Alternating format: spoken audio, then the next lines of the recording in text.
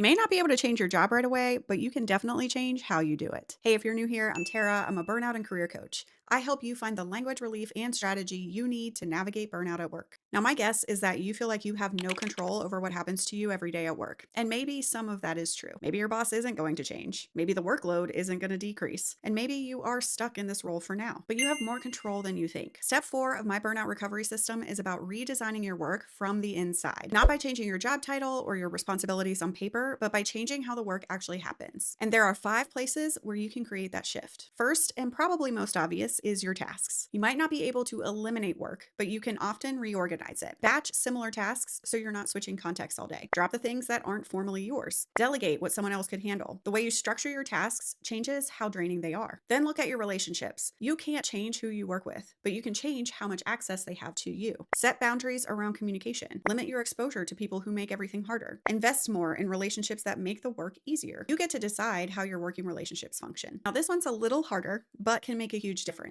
And that's how you think about the work. Burnout distorts your perception. Every task feels like proof that you're failing. Every request feels personal, but you can reframe what the work is for. Connect it to something that matters to you. See it as a skill you're building instead of just a box that you're checking. That shift in perspective changes your experience of doing the work. Next thing is to look at your skills. Maybe you're stuck doing work that doesn't use your strengths. You can't always change your entire role, but you can find small ways to apply different skills. Volunteer for a project that lets you do the work that energizes you. Offer to train someone if teaching is your thing. Look for places where you can use what you're actually good at. And finally, consider your visibility. If your work isn't being seen or valued, that will amplify your burnout. Make your work visible to the right people. Document your contributions. Ask for credit where it's due. Ultimately, recognition isn't something you wait for. It's something you create. Now, not all of these will apply to you and your situation because it's based on your specific burnout drivers, but at least one will. And small redesigns in even one area can shift how sustainable your job feels. I walk you through in more detail how to redesign your work in all 5 areas in my new self-paced course, Your 6-Step Burnout Recovery System. If you want to be the first to know when it opens, tap the link in my bio to get on the waitlist.